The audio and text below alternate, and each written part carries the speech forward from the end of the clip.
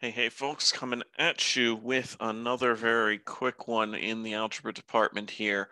I wanted to talk a little bit about composition of functions. This is going to be a very short one. We just have 6 questions to talk about, and they're all very, very similar.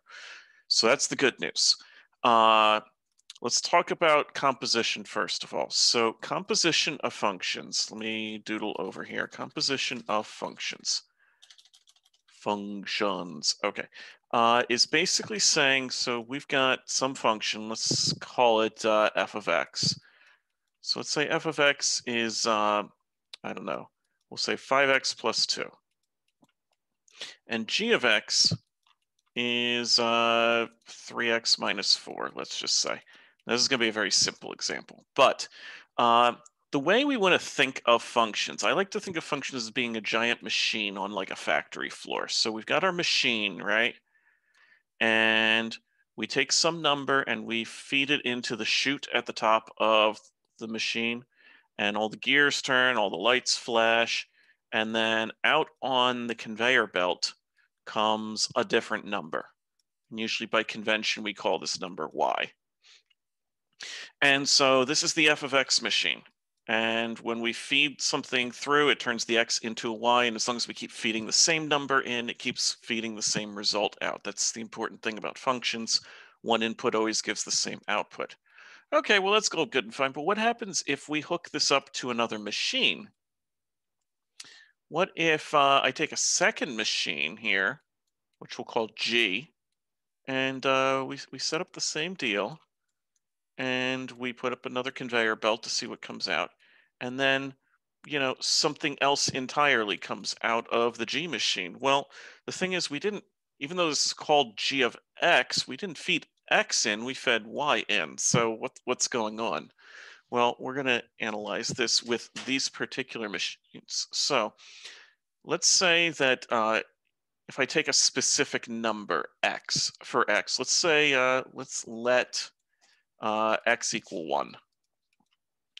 So f of 1, meaning 1 is the number going in, is going to equal, and then we'll rewrite this 5 parentheses plus 2, and we always just replace the x here with a parentheses, and then we go, what's in the parentheses? In the parentheses is a 1. So I put a 1 there, and now we'll simplify it. Obviously, that's 5 plus 2, so that's 7. All right, so basically, that's what's coming out of the first machine. Now, what if I took that result and I fed it into G? So now I'm basically doing G of 7. Okay, so I need to rewrite what G is. G is 3 times something minus 4, and in this case, the something is going to be 7. So we get 21 minus 4 is 17.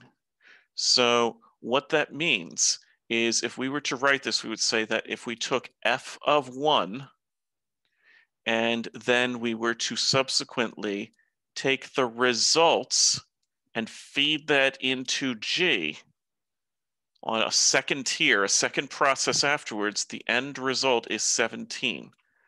And the reason for that is because this part right here is 7. And as noted, G of 7 is 17. So that's what's going on with this into and out of business. And so you'll notice right up here, we've written f of G of 7. All right, so how does that work? Well, we're going to take a careful look at our specific machine that we've got here. So the inside function in this case is the G. So we have to ask ourselves, what is G of 7? And G of 7 is parentheses minus 5, where the parentheses value is 7. So that's going to be 2. All right, so basically where I've underlined G of 7, that's 2. So what we've really got is what is f of 2? All right, well, now let's plug 2 into the f machine. 6 plus 2, and the is a 2 as well. So we simplify this and we get a 14. Done. If we had done it in the other order, if it had been G of f of 7, then we would have done it the way that I had done it before, where I plugged into f first. So I would say, all right, so f of 7 is 6 times 7 plus 2. which is 44. And then we would say, all right, so that right there, that's 44. So G of 44 is, and G is X minus 5, so 44 in parentheses minus 5. I always write the X in parentheses. It keeps me from making dumb arithmetic mistakes. You won't screw up when you square stuff, when you've got negatives. It's possible to go wrong if you don't rewrite in parentheses first and then fill in the blank. There's a second time also where this is a very important skill as well. And I'm going to illustrate that in a second. But we'll go through number 2 and number 3 here first of all. So get a good look at this because some of it's going away. We got to make some space here. So sorry, we got to get rid of composition of functions over here. We're going to go through, we're going to talk about number 2, which of course I'm going to do on the paper, but I'm going to make some additional notes over here. So with this one, f of 3 is 6 times 3 plus 2, which is 20. So this is equal to G of 20. We have to apply a 20 to the G process. F and G are number crunching machines. They're number changing processes. And so we're going to feed a 20 into our G machine, and out is going to come 20 minus 5, which is 15. Done. F of 2. Oh, well, this seems a little different, doesn't it? Because we're taking and we're feeding something into the F machine, right? We're saying it goes into F, and then we're going to loop it around and feed it into F again. So whatever comes out the second time, that's going to be our answer. A little weird, but nothing really all that hard about it. We're going to say that F of 2, I'm going to write it a little differently this time, is F of 2 is 6 times 2 plus 2. I need big parentheses there, which is F of 6 times 2 plus 2 is 14, which is 6 times plus 2, and the something is 14. 6 times 14, I believe, is 60 plus 20, 84. Plus 2 is, I think that's 86. You might want to check on a calculator. I might have screwed that up. So I wrote this one a slightly different way because I wanted to show you that there are different ways of approaching it. You can either say F of 2 is, and get 14, and then go F of 14 is 86, or you can write it as one grand statement, F of, and then I'll use different colors just to help emphasize what the heck I was doing here. So this is F of 2. And so F of 2 in this case was 14, and that is going into the outer F function, which then in turn we recognize is going to be equal to 86 because of the math we just did over here a second ago. All right, well, that's great. But what happens if we're feeding something in that isn't just a plain old number? And that is perfectly fine as well. We can do that. So I'm going to say, let's imagine that we did F of G of A. A is just a number. It's a number we don't know. It's not another function. So F and G are functions. A is a value of some kind. And maybe we'll find out what A is later. Maybe we won't. But we're going to say, well, it's F of whatever G of A is. What is G of A? Well, G of A is X minus 5, except it's not an X, it's an A. So A minus 5, which means I don't really need those parentheses. I just write F of A minus 5. Now here's where the key part comes in. When I go to plug into the F machine, again, I'm going to write exactly what F is, this 6x plus 2. I'm going to write 6 something plus 2. When we are talking about the stuff up in here where they're defining the function, we're just saying what is, the X just represents the, here's what we're plugging in.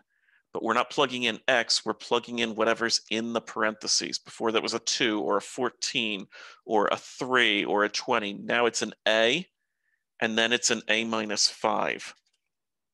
This is not hard, it's just slightly weirder. It's 6 times a minus 5 plus 2.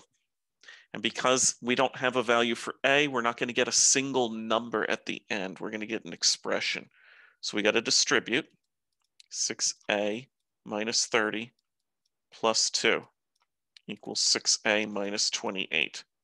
And you might be going, well, that's all good and fine, but that wasn't a question on the page. No, it's not, but take a look at number 4.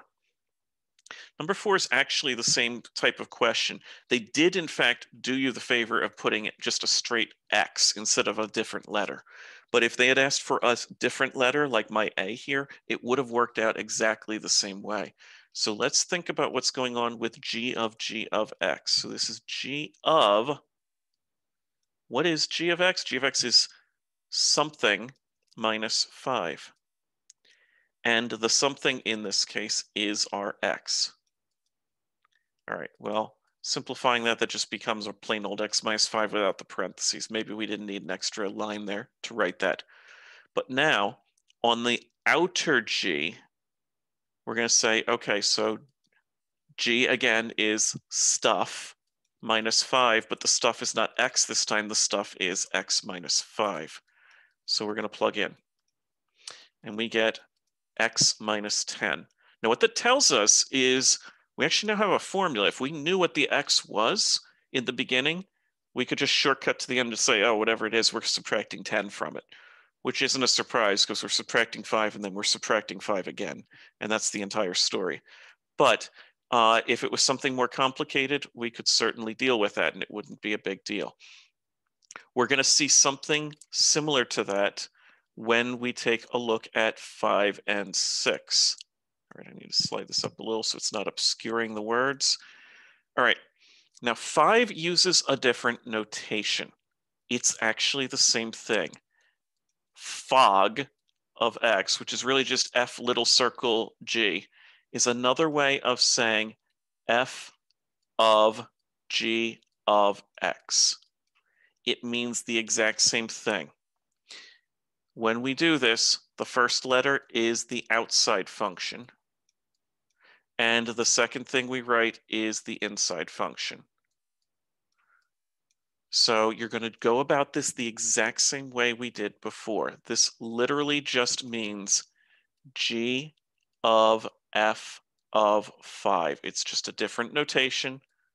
They wanted you to be aware that, by the way, sometimes this is written this way. Not really a thing to worry about. But, okay, so we got to first figure out what f of 5 is. F of 5 is 2 times something squared. And the something is a 5. All right, well, 5 squared is 25 times 2 is 50. Make sure you get 50 there and you do your order of operations correctly. We do the exponent before the multiply. Don't call this 100. It's every time you go 2 times 5 is 10, squared is 100. Nope, nope, nope, nope, that's a 50. All right, so now g of 50 is 3 times we don't know plus 4. There's a 50. So there is 154. And likewise, now f of g of 5, doing the same thing except we're flip-flopping the order. So f of g of 5, f of g of 5 is 3 stuff plus 4, and the stuff is a 5. So it's going to be f of whatever this is, 3 times 5 is 15 plus 4 is 19. Okay, so this is going to be equal to, we got to plug a 19 into our f process. We do 2 stuff squared, and the stuff now is a 19. 19 squared, I believe, is 361. And yes, I did that without a calculator because I know my squares. And 361 times 2 is going to be 720 plus 2, so 722. And so there's the answers to those. I'm going to do one more variation on this just because I want to show you what would happen if you encountered this, and then we will call it a night. So I want you to imagine that with the same f and g that we're using in this question, rather than the ones up above. Let's suppose I asked what was fog, f circle g, of a plus 2. All right, this is going to be a slightly more gross looking result, but you should be able to go through it the same way. Remember, first of all, let's write our notation. This is f of g of a of plus 2. All right, so let's leave the f alone for a second, and let's just deal with the guts of this thing. We got to deal with g. So g, we remember, is 3x plus 4, so we're going to write 3 parentheses plus 4. What goes in the parentheses? A plus 2 does. Okay, so now we got to simplify. This is 3 times a plus 6 plus 4, or in other words, 3a plus 10. And this is going into our f, which I decided to use with brackets this time rather than parentheses. Doesn't really matter. Technically, your outer layer of parentheses are brackets, but whatever. Okay, so now we have feed into f. So feeding into f, we know f is 2x squared, so 2 stuff squared. And the stuff that is getting fed in here is 3a plus 10. Okay, I'm running out of space here. Pardon me while I move some things real quick, just to give myself some more room. Oop, that 5 went. Who cares? We don't need it. Okay. So now this is 2 times 3a plus 10 squared, 3a plus 10 times 3a plus 10. Maybe you know how to do a binomial square without writing it out. Maybe you don't. We're going to pretend like we don't. So 2 times, we're going to deal with, I'm going to do the FOIL first, and then I'll do the times 2 afterwards. So 3a times 3a first is 9a squared. Outer is 3a times 10 is 30a. Inner is also 30a. And the last is 100. So I'll collect like terms and I'll distribute in either order. I'm going to collect like terms first. So 9a squared plus 60a plus 100. And then we will double all that. 18a squared plus 120a plus 200. And that is the final story. So this is everything that you might see concerning just composition of functions. I hope this was helpful. I hope that this gives you an idea of how this works, because it's not really that complicated. It's really just a 2-step process. So let's remember, all we are doing, we're saying step 1 is find the inside function. Step 2 is write the inside with parentheses. I will erase the brown stuff in a second here. Actually, let me just do it now.